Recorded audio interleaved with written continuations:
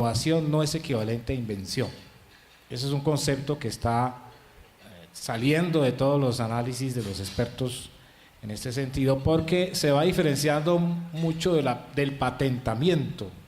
Es que se ha interpretado que la innovación y la forma de validar esa innovación es por el patentamiento. No, hay otros mecanismos que llamamos de protección de la propiedad intelectual y los derechos de autor que validan esa innovación. Entonces, definir innovación en estos momentos es bastante difícil, porque si ampliamos ese escenario de que el patentamiento no es la única manera de innovar, entonces todo lo que sea producido por actividades humanas o por generación, digámoslo así, de pensamientos o de procesos cognitivos puede caber dentro de innovación. Entonces habrá una innovación física, que es lo que llamamos el patentamiento de procesos y todo lo que tiene que ver con el desarrollo tecnológico clásico, y habrá una innovación que es la que llamamos de la creatividad, y eso es lo que yo me refería cuando hablaba que una de las grandes fortalezas de la universidad actual y la Universidad del Valle es esa innovación creativa. ¿Por qué? Porque es que la innovación como tal por invención, que es el patentamiento, demanda una infraestructura tecnológica bastante grande, o sea, producir nuevos procesos, producir nuevas drogas, producir nuevos elementos tecnológicos, pues es relativamente costoso. Y yo no digo que la universidad lo debe hacer, pero no debe simplemente enfocarse en eso. Por ejemplo, en las humanidades, el cine, todas las obras literarias, todo lo que tiene que ver con el esparcimiento, todo lo que tiene que ver con los juegos, la parte arquitectónica, todo eso se enmarca, digamos, la economía de la creatividad. Eso puede ser protegido por los derechos de autor, y es una innovación que no requiere tanta tecnología, pero que sí impacta a la sociedad y que crea un mercado bastante importante, porque de acuerdo con Felipe Buitrago, Iván Duque en su libro La economía naranja dice que es la cuarta economía del mundo y es la cuarta empleadora del mundo. O sea, yo creo que ahí sí hay una bastante apuesta y una, digámoslo así, una repensamiento de lo que llamamos innovación. Además, porque cuando usted lo mira en el Plan de Desarrollo 2014-2018, está explícitamente ese tipo de innovación. O sea, el desarrollo de la investigación, el desarrollo tecnológico y la innovación van no solamente de la parte tecnológica clásica, sino de la parte de lo que llamamos la nueva economía de la creatividad. Todo esto de los cambios, de la innovación, de la formación a alto nivel, formación con calidad, desarrollo de maestrías, doctorados, especializaciones, de una nueva visión del sistema universitario, pasa por una palabra que 15 años atrás no existía ni en el lenguaje, se llama investigación. Ahora todo el mundo entiende que en el mundo actual no se puede hacer formación sin investigación. Y claro, viene del planteamiento de que investigación requiere recursos. Sin recursos eso es bastante complicado. Y nosotros, unos 3, 4 años atrás, con lo de las regalías, se tuvo la gran esperanza de que el 10% de las regalías fueran dedicadas a ciencia y tecnología, 10%. ¿Por qué no más? Si nosotros vemos el país en el contexto internacional, invertimos para los que hacen la política y dicen gastamos, se llama invertimos menos del 0.3, 0.4 del PIB, que es muy pero extraordinariamente bajo aún a nivel local, pero de un PIB bajo también, o sea que porcentualmente y en valor absoluto es todavía menor. Y por supuesto aparecen todas las campañas políticas, en todos los planes de desarrollo, en todo aumento de la inversión en ciencia y tecnología. No sucede nunca. Hace una semana el profesor Basseman escribió un artículo muy bien pensado sobre lo que ha significado la feria de las regalías. la forma como se ha, en cierta manera, mal invertido ese 10% de las regalías en su momento y que ahora va a cambiar radicalmente, porque las regalías estaban basadas esencialmente en petróleo y algo en minería. O sea, por supuesto, claro que el Estado tiene que aumentar como política de Estado, no política de gobierno, aumentar la inversión en ciencia, tecnología e innovación con un porcentaje relativamente decente del PIB. México o Brasil están en el orden del 1 o 2% y nosotros, como lo vuelvo a repetir, estamos del 0.5%. Pero tenemos una estructura muy delicada para nuestras universidades, lo he dicho en todos los puntos. Cada vez que se recibe un proyecto de investigación de Colciencias para la universidad resulta en un detrimento presupuestal muy serio, porque prácticamente el 60% de cada proyecto de investigación es pagado enteramente por la universidad. Otras estructuras que se llevan a cabo en otros países muestran que eso se puede hacer a través de una figura que se llama overhead, o sea, la institución realiza el proyecto de investigación y por realizarlo recibe un soporte presupuestal que en otros países son del 51% del valor del presupuesto. La base de toda la política de Estado en lo que se refiere, si queremos ser un país que realmente diga que es lo que quiere ser, pero no somos eso, no somos, como lo dijo Héctor Abad Facio Lince, un país serio. La innovación es aquella función que hace posible transferir conocimientos, ¿cierto?, a la sociedad para resolver problemas, es decir, específicos que esa sociedad tiene. Entonces, si eso es así, cuando a nosotros nos preguntan, o cuando la tendencia en el país y en el mundo es por la innovación, pues entonces podemos quedarnos en la innovación que pretende la globalización económica, aquella que produce patentes y que genera buena rentabilidad, etcétera, etcétera. O podemos pensar en la posibilidad de que las universidades desde su autonomía reflexionen y piensen qué significa la innovación en cada uno de los campos del saber. Y allí nos encontramos con una riqueza y una diversidad enorme, porque habría muchas cosas que transferir, no solamente tecnologías duras, sino también blandas. O sea, nosotros, por ejemplo, en educación, llevamos más de 40 años haciendo innovación educativa y eso tiene, digamos, una trayectoria en investigación y en trabajo y en transferencia de resultados. Y seguramente los de la Facultad de Artes tendrán que preguntarse, o digamos que podrían animar esa reflexión también, cómo entiende cada uno de esos campos la innovación. Entonces yo creo que más que definir qué se entiende, es mirar cuál es la posibilidad, ¿cierto?, de hacer ese tipo de transferencias desde distintos campos del saber en lo que cada uno de esos campos puede hacer para enriquecer culturalmente una sociedad y contribuir a la solución de problemas. Nosotros en algún momento tuvimos un trabajo de juegos simulacros y esos juegos simulacros perfectamente podía haber sido un trabajo que se pusiera en una empresa para que se produjera y eran juegos simulacros para la solución de conflictos. Pero no había toda la cadena para pensar que efectivamente eso fuera una innovación, se quedó en el plano de la investigación. El segundo punto sobre el que quisiera terciar también es sobre la flexibilidad curricular a la que se refiere la estudiante Sara, la representante estudiantil, perdón. Claro, se habla de mejorar la formación a través de la flexibilidad curricular y fundamentalmente la interdisciplinariedad. Nosotros, por lo menos en el trabajo que hemos hecho, lo que estamos diciendo es que la calidad de proyecto formativo no tiene por qué afectarse siempre y cuando haya flexibilidad en todos los órdenes. No es un problema de flexibilidad curricular, es un problema de flexibilidad académica.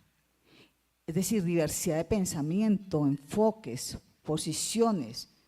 Es un problema de diversidad curricular, diferentes rutas, diferentes caminos, trayectorias. Es un problema de flexibilidad pedagógica, diferentes posibilidades de lo pedagógico, de trabajar modelos, métodos, relaciones, etcétera. Y es también, digamos, la flexibilidad que eso sí es un condicionante. No hay posibilidad de hacer flexibilidad en esos órdenes anteriores si no hay una apertura y una disposición de la administración a que eso sea posible. Por eso la flexibilidad sin apellido se plantea como una estrategia que hace posible ese proyecto formativo en los términos que hemos planteado. La otra pregunta es, ¿cómo hacer para incentivar la participación de los estudiantes en la investigación? Pues podríamos seguir haciéndolo como se hace, es procurar promover que ellos, a través del currículo, pues la formación investigativa, es decir, aquella que se expresa en el currículo, ¿sí? Los seminarios, los cursos, los talleres, trabajos de campo, etcétera, los trabajos de grado, etcétera. Pero también podríamos optar por el otro camino, la investigación formativa, es decir, es primero cómo hacer para que los estudiantes de pregrado efectivamente tengan conocimiento, ¿cierto?, de qué es lo que investiga la universidad, de qué investigan sus profesores, porque ellos mismos se quejan de que muchas veces esa información se queda en los posgrados y ellos poco les llega. Entonces hay un esfuerzo enorme de divulgación. Y segundo, promoviendo y fomentando, como lo ha venido haciendo la universidad en los últimos tiempos, y es que efectivamente los estudiantes puedan participar en los semilleros de investigación, como lo ha venido fomentando la Vicerrectoría de Investigaciones, y obviamente contribuyendo a que se creen semilleros en las distintas partes para que los estudiantes de verdad se vinculen a los grupos de investigación de los profesores. Esa es una posibilidad. Yo creo que la Universidad del Valle tiene un plus muy importante frente a otras universidades, por lo menos tiene una política de investigación que es abierta, donde, o sea, mucho más amplia, en donde habla de investigación científica, pero también de investigación en el campo de las ciencias sociales humanas, pero también en el campo de la creación. Y creo que eso ya es un paso importante para estimular esa participación de los estudiantes y de otros profesores. En cuanto a las otras dos preguntas, quisiera referirme con lo siguiente. ¿Cómo hacer para que el proyecto formativo de la universidad responda, digamos, mejor dicho, no se distorsione y los profesores puedan tener una capacidad de respuesta y para tener que lidiar, digamos, con esa diversidad y con esa vulnerabilidad, ¿cierto?, de las poblaciones que están ingresando? Pues obviamente no es sencillo, pero estamos hablando de que si vamos a propender por la formación integral no puede ser solamente un asunto de los profesores, de los estudiantes, también tiene que ser de los profesores, porque digamos, tener que actuar en un contexto diverso y un contexto digamos, donde nos encontramos con poblaciones en situación de discapacidad, en situación de desplazamiento, en situación de reinserción, como le quieran llamar. O sea, son situaciones que se han agudizado en estos tiempos, pero la diversidad no es una cualidad de nuestros tiempos, la diversidad siempre ha estado.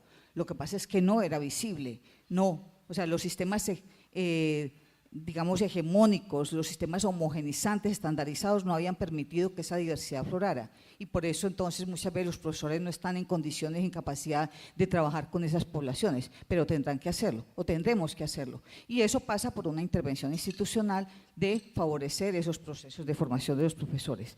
Y la otra cosa es las humanidades y las artes, ¿dónde están en estas tendencias?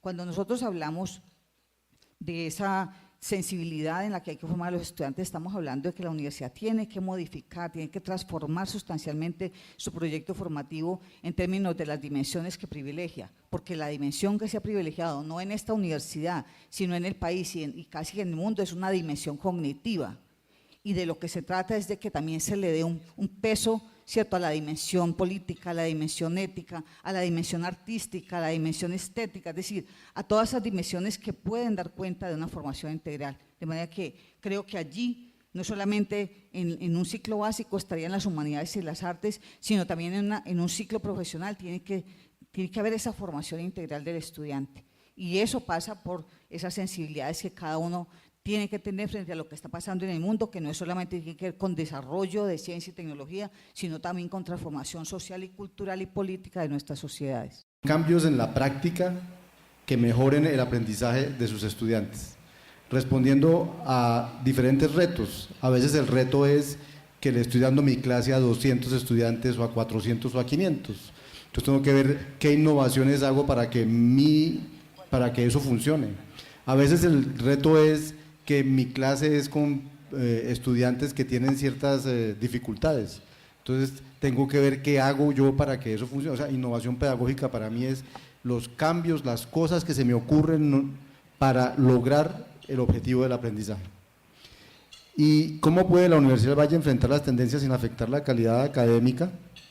Yo sé que una preocupación de Sara es que ampliemos la cobertura dando cualquier tipo de formación. Escribí algo así como la formación virtual, en el caso que yo hablo, con calidad implica formación de profesores en integración de TIC. Los profesores tienen que ser competentes para usarlas, para usarlas eficientemente y adecuadamente. Estructuras académicas administrativas flexibles y eficientes, porque uno pretende también, si pretende administrar a muchos estudiantes, necesitas tener mecanismos para hacerlo eficientemente, organizadamente y de manera flexible, porque una de las características de la formación virtual un poco es su flexibilidad. Programas de formación y modelos curriculares también flexibles, y una cosa muy importante que Pedro la estaba mencionando, investigación en eso, en integración de las TIC en la educación. O sea, si nosotros tenemos una cultura de investigación en cómo se integran las TIC en la educación, ténganlo por seguro que lo que hagamos de integración en TIC será de calidad. Tenemos que tener una cultura, fomentarla. Dado que ha habido una transformación fundamental en la manera como se produce y se transmite el conocimiento, y es un rasgo de los tiempos contemporáneos, eso tiene que ser llevado a los currículos y afecta a los currículos. Y una forma, por supuesto, tiene que ver con la flexibilidad curricular, de tal forma que nosotros ya no podemos seguir con currículos, carreras de 4 años y que son contenidos que no se cambian ni se transforman, cuando precisamente la velocidad del cambio en las tecnologías, en las ingenierías, en la producción del conocimiento es tan rápido que rápidamente sus currículos pueden quedar completamente obsoletos. Ya no estamos enfrentados a la situación aquella en la cual un estudiante llegaba a la universidad, pasaba 4 años y luego se vinculaba al mercado de trabajo.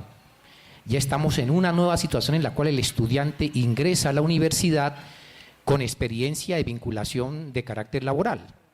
Pero también tenemos ya estudiantes, como signo de los tiempos, que pueden tener conocimientos mejores y más amplios que los profesores, sobre todo en los ámbitos de las nuevas tecnologías de la información. Por lo tanto, hay que pensar exactamente en la flexibilidad de carácter curricular. El profesor Juan Francisco estaba hablando de los MOOCs. Recientemente en los Estados Unidos, en California y en la Florida, el Estado de California y de la Florida le solicitó a las universidades que tenían que aceptar como parte del currículo el que un estudiante hubiese cursado los MOOCs.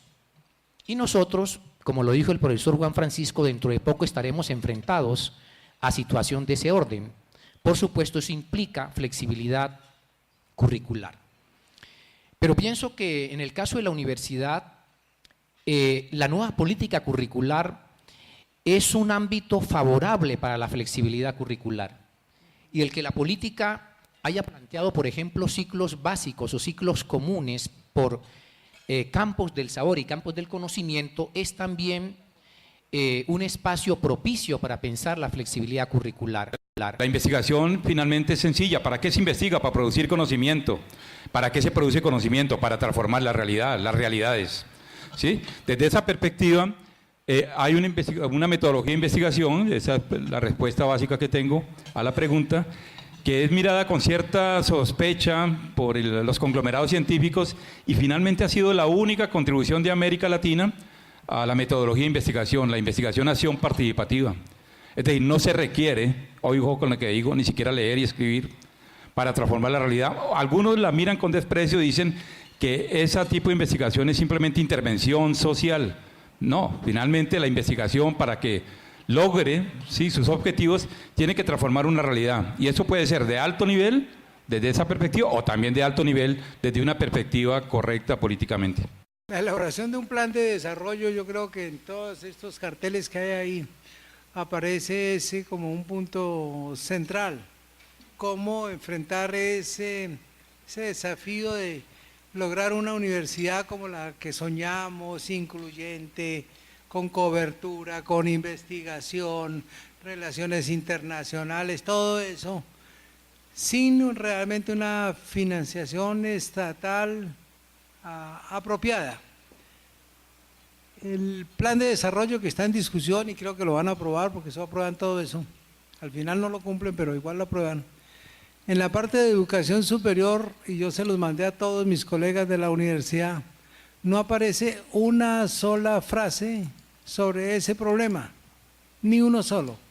Todo lo que está en educación superior, en el plan de desarrollo, que será efectivamente lo que se va a hacer o lo que tendrían que hacer en los próximos 4 años, no está sino únicamente dedicado a cosas como inspección y vigilancia, control y más control. Porque hay una idea bastante delicada que se tiene, es que no somos instituciones eficientes, y al contrario, somos supremamente eficientes. Hemos crecido, hemos mejorado toda la infraestructura, tenemos cuerpos profesionales mucho más calificados, con un sistema de financiamiento que está en la ley 30 todavía vigente, que solamente se indexa al IPC. Y todo ese rezago de realmente el aumento de costos con respecto a la diferencia del IPC, pues va cargando a todas las universidades.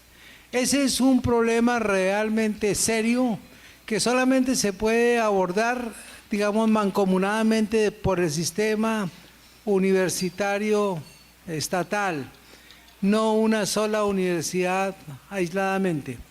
Aquí se hacen cantidad de acciones, intentamos defendernos, pero es bastante difícil mantener la calidad, que es lo que realmente mueve o nos mueve a todos, sin una respuesta adecuada en financiación. Como lo decía alguna vez el doctor Carlos Angulo de la Universidad de los Andes, la calidad cuesta, pero yo tengo que agregar es que la calidad paga. Hacer las cosas bien es algo que realmente construye un país. Y lo peor que podríamos hacer es dar formación sin calidad, entre comillas, sin financiamiento. Si uno lee el plan de desarrollo a 2018, pues son como mensajes, pero la pregunta es ¿cuánto se aporta en billones de pesos a la educación y cuánto de eso a la financiación?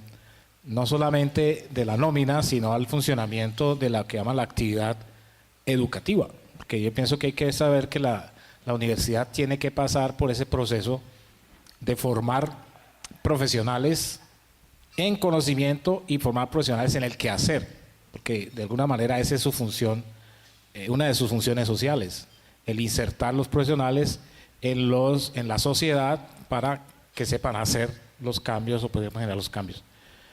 Yo creo que no hay fórmulas mágicas, o sea, yo creo que hay más bien estrategias que se tienen que hacer una especie de estrategia política para lograr que ciertos instrumentos jurídicos le jueguen a esto.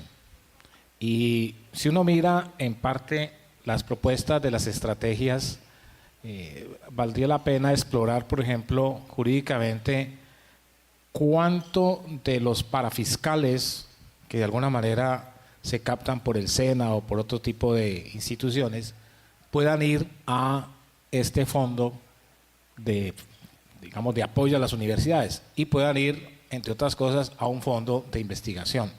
El gran problema de este momento es que el fondo que se creó para investigación, que es el fondo Francisco José de Caldas, está vacío.